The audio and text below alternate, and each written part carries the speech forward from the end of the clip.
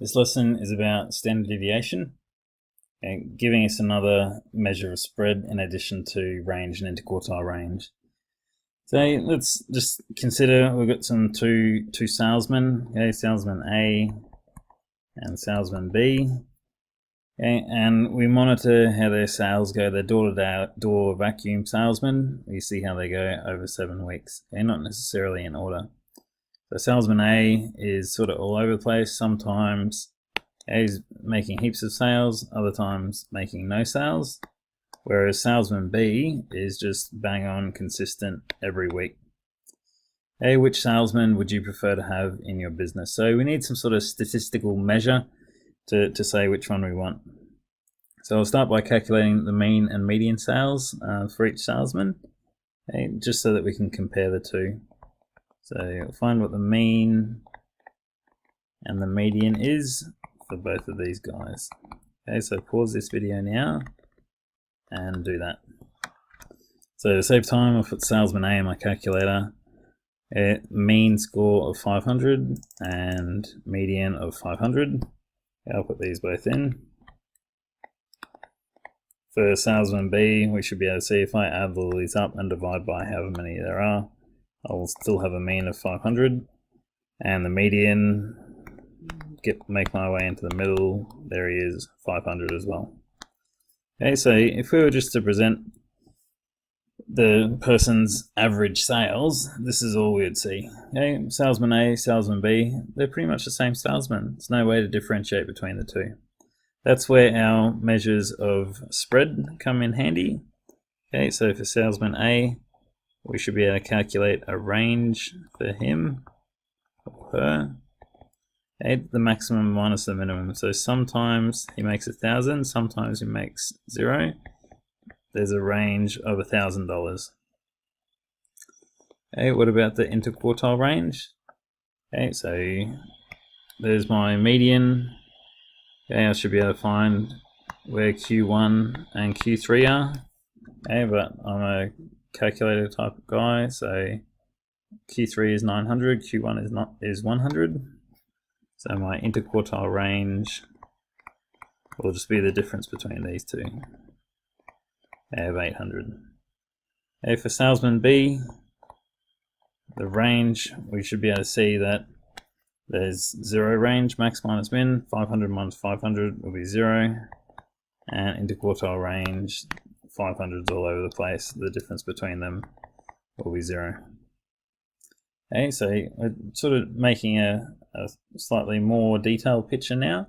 So previously salesman A and salesman B looked the same, just based on their mean and their median. However, now we've got these range and interquartile ranges, so it's a salesman A makes the same sales as salesman B on average, but his range is significantly larger, as is his interquartile range.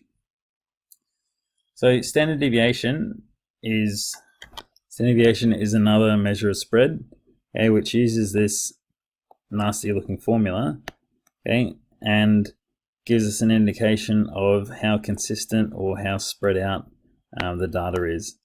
Okay, the difference between standard deviation and range and interquartile range is that these two calculations that we did only relied on 1 or 2 pieces of data. So if we think of the range, we just use these two guys. If we think of the interquartile range, we sort of just use those two values. Okay, we really want to be able to have some measure of spread, which is going to use information about all of these pieces of data. Okay, so that's what standard deviation does. To calculate standard deviation by hand, okay, I'll put these values as my xi's, as my scores. Okay, obviously I'm missing a few cells in this table. So what this formula is going to do is find on average how far scores are away from the mean. So this first calculation is literally the score minus the mean. So I know for salesman A, my mean is 500. So in this first cell, it'll be the 500 minus, the score minus the mean. score minus the mean. So I'll get minus 500, meaning that this week he was 500 below average. Okay, this other week 400 below average. Okay, and I can do the same thing for these other weeks.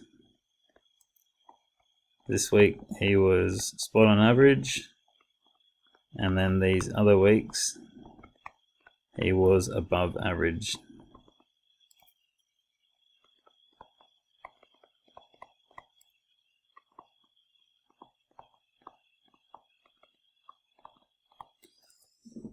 Okay, so ideally what we'd be able to do is just find the average of these distances away from the mean, okay, to get an indication of how far away he is.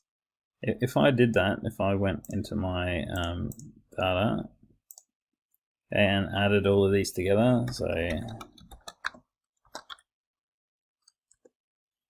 plus minus 400, if I just find the average of all these, okay, I get 0. So I can't just rely on finding the average of them, even though that's essentially what I'm trying to find. Okay, the reason why we get 0 is because these negatives and these positives sort of cancel each other out. Regardless of the data set, we'll always get 0 there. So the way we'll get rid of these negatives is by squaring that result. Okay, that's why we have this squared in the formula. So I'll go through and square all of these differences.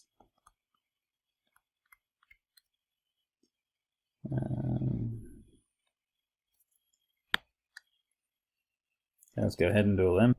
Okay, so I've squared all these values. Now I really just want to find what is the average of all of these.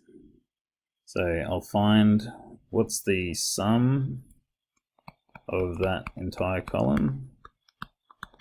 Okay, essentially just adding together all of these scores.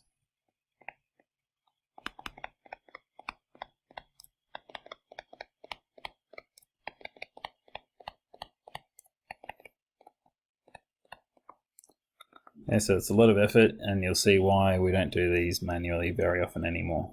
Okay, so the sum total of all these is 900,000, and now I'm ready to substitute it into my formula. Okay, so to find the average distance away, I'll divide that by however many there are, and then I need to find the square root because I squared everything before. Okay, so my standard deviation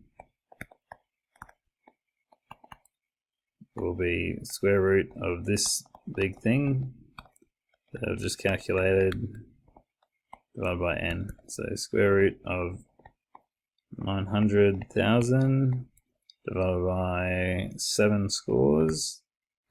Okay, and it'll give me a value here.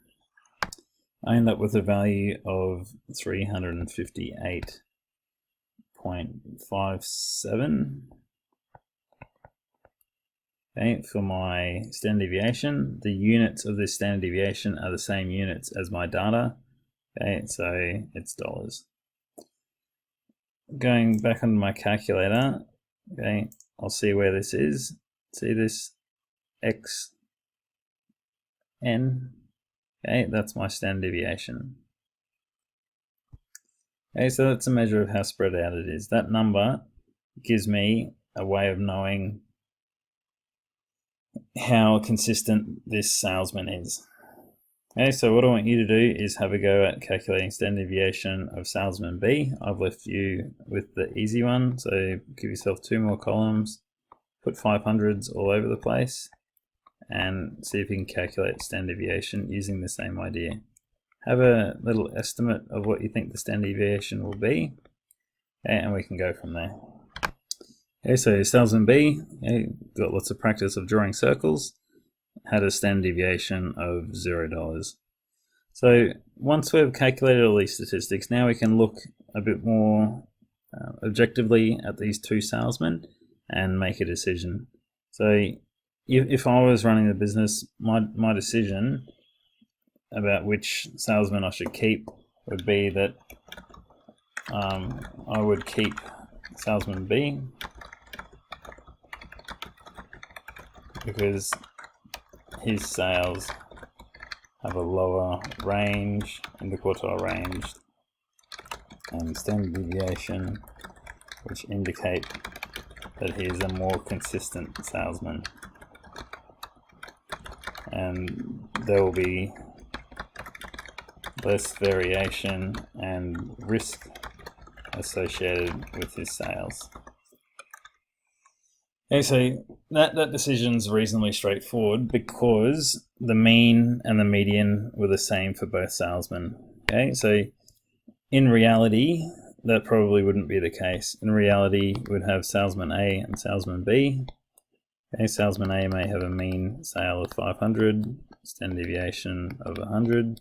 Salesman B may have mean sales of 400, but his standard deviation could be 200.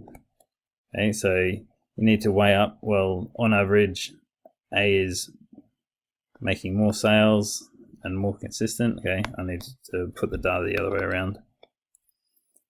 I should change this to 50. Okay, so salesman A making more sales than salesman B, but less consistent than salesman B. So you have to weigh up what's more important, higher average sales or less or higher consistency.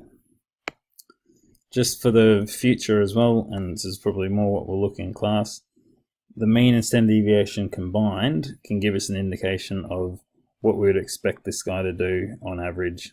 So what we can say is that 66% of his week's sales will be between, if we take this as roughly 400, be between 1,000 plus 400 and 1,000 minus 400. Okay, so roughly between 600 and 1,400. Okay, the way standard deviation sets out and all these normal distributions of data, we can get some estimation of where basically 2/3 of his sales would be. Okay, just doing a little bit of approximations there. Okay, so what I want you to do before class is have a go at these questions on standard deviation, and then we'll look in class at doing a few activities around standard deviation. It's probably the most important stats concept that you'll learn at school.